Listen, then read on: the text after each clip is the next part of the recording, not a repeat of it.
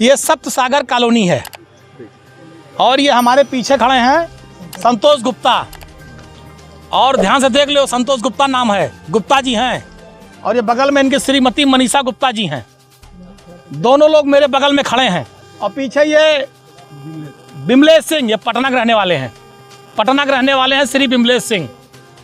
ये गुप्ता परिवार है। पीछे देख लो, पूरी बिल्डिंग जो गिरी हुई है, छत, ये जो छत पूरा गिरा हुआ देख लीजिए आप लोग, छत। मनीषा गुप्ता और इनके पति संतोष गुप्ता ने 2018 में जमीन ली। कितनी जमीन है ये? 1800 स्क्वायर फीट। इन्होंने 1800 स्क्वायर फीट जमीन लिया। जमीन लेने के बाद उस जमीन का दाखिल खारिज कराया। दाखिल खारिज अयोध्या के अधिकारियों द्वारा तहसील में किया गया। उसके बाद इन्होंने बैंक का लोन लिया। बैंक मैनेजर द्वारा बैंक का लोन लिया गया और बैंक मैनेजर का कहना है कि हमने यहाँ पर जांच किया है, 30 वर्षों के पहले यहाँ कोई तालाब था ही नहीं, ऐसा बैंक मैनेजर ने बयान दिया है। उसके बाद इनकी ज़मीन पर जो बिल्डिंग इन्होंने बनाना शुरू किया, जो आप देख रहे हैं, जो योगी सरकार के बुलडोजर ने गिराया है बगैर किसी नोटिस के। 3 महीने से लगातार काम चल रहा था। 3 महीने से छत पड़ गई थी पहली, दूसरा ऊपर काम चल रहा था। इन्हें कोई नोटिस नहीं दी गई। इनका इस ज़मीन पर दाखिल खारिज है।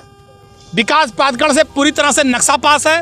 विकास प्राधिकरण का नक्शा किसने पास किया? योगी सरकार के अधिकारियों ने। जमीन का दाखिल खारिज किसने किया? योगी सरकार के अधिकारियों ने। योगी सरकार के अधिकारियों ने दाखिल खारिज किया। नक्शा किसने पास किया? योगी सरकार के अधिकारियों ने।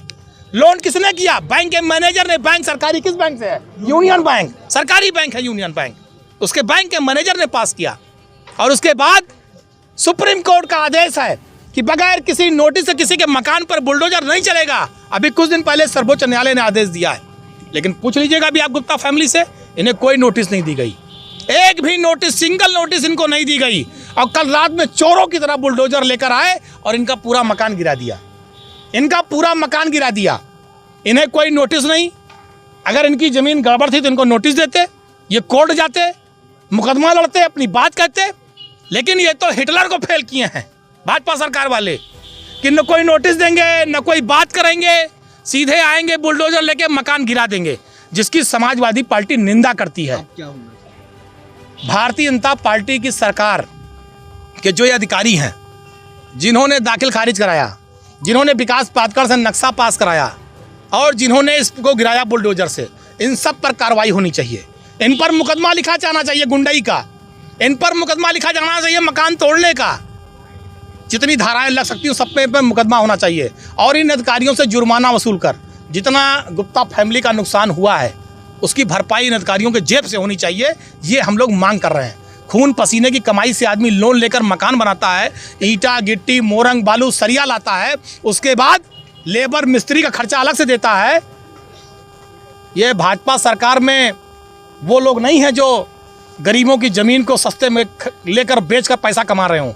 ये मध्यम वर्गीय लोग हैं। अपना 1-1 रुपया जोड़कर मकान बना रहे थे। लोग टूट जाते हैं घर बनाने में और तुम तरस नहीं खाते बुलडोजर चलाने में। योगी सरकार ने गरीबों पर, मकानों पर बुलडोजर चलाया।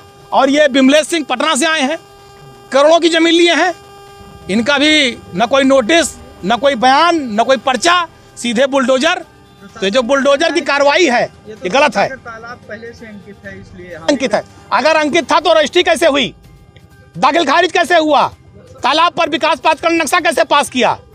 इन अधिकारियों को बर्खास्त करा जाना चाहिए। जिन अधिकारियों ने, भाई जब इनकी जमीन की दाखिल खारिज हो गई तो यानी जमीन सही है। अगर विकास प्राधिकरण का अधिकारी नक्शा पास कर रहा है इसका मतलब जमीन सही है। अगर बैंक उस जमीन पर लोन दे रहा है इसका मतलब जमीन सही है। इनके पास 3 प्रमाण पत्र हैं सही होने के। इन सारे अधिकारियों अगर ये गलत हैं तो सबसे पहले उत्तर प्रदेश के मुख्यमंत्री को चाहिए इन तीनों अधिकारियों को, जो तीनों हैं, सबको बर्खास्त कर दें और उनके ऊपर वो मुआवजा लगा दें। जितना इनका नुकसान हुआ सारा मुआवजा की भरपाई अधिकारियों के जेब से की जाए। वरना ये माना जाएगा कि भाजपा की सरकार गुंडाई कर रही है। जिसका मकान और जमीन चाहेगी, जो हमें कब्जा करेगी, वो परंपरा कायम की जा रही है। कोर्ट से बाकायदा कचहरी से हमारी लिखा पड़ी हुई थी, दाखिल खारिज हुआ हमारा और हमने इसका नक्शा भी पास करवाया। इस पर हमने लोन भी करवाया। सारा सब कुछ हमने लीगल प्रोसेस की। इसमें जो भी करनी चाहिए एक आम आदमी को घर बनवाने से पहले, हमने सब कुछ वो सब किया। और अब जो हमारा बनने लगा, लेंटर हमारा पड़ गया तो आगे बोल दिए कि यहाँ पर तालाब था, 3 महीने से बन रहा था, तब किसी ने नहीं कहा कि यहाँ पे आपका इलीगल वर्क हो रहा है। अगर इलीगल था तो हमारे ये पेपर्स क्यों हमारे अप्रूव हुए, क्यों हमारे पास हुए सारी चीज़ें। और अब जब हमारा बन गया, हमने अपनी सारी जीवन की कमाई लगा दी, तो आके हमारा गिरा दिया गया और हमें नोटिस भी नहीं दिया। कल एसडीएम सर आए थे, विकास दुबे थे, उनसे बहुत कहा कि सर हमको टाइम दे दीजिए थोड़ा सा, हमारे पास पेपर्स हैं। बोले नहीं, ये तो तालाब की ज़मीन है, हम 1 मिनट नहीं देंगे। और बस उन्होंने कोई बात नहीं सुनी, बस सीधे गिरवा दिया इसको। तो हम हाई कोर्ट में जाएंगे, हमारे पास जब सारे लीगल पेपर्स हैं तो हम किसी से डरेंगे नहीं, किसी से पीछे नहीं हटेंगे। हम हाई कोर्ट में जाएंगे और हमें इंसाफ चाहिए। हम योगी जी से, मोदी जी से यही कहते हैं कि हमको इंसाफ चाहिए। हमें हमारी जब ज़मीन अगर गलत होती तो फिर क्यों हमारे ये सारे पेपर्स पास हुए, क्यों हमारे हुए, उनकी सबकी कार्रवाई होनी चाहिए, सबकी जांच होनी चाहिए। पूरी हम जांच की मांग करते हैं कि सारा हमारी इसकी जांच हो, तहकीकात हो और हमारे पेपर्स चेक किए जाएं, सब कुछ देखा जाए। और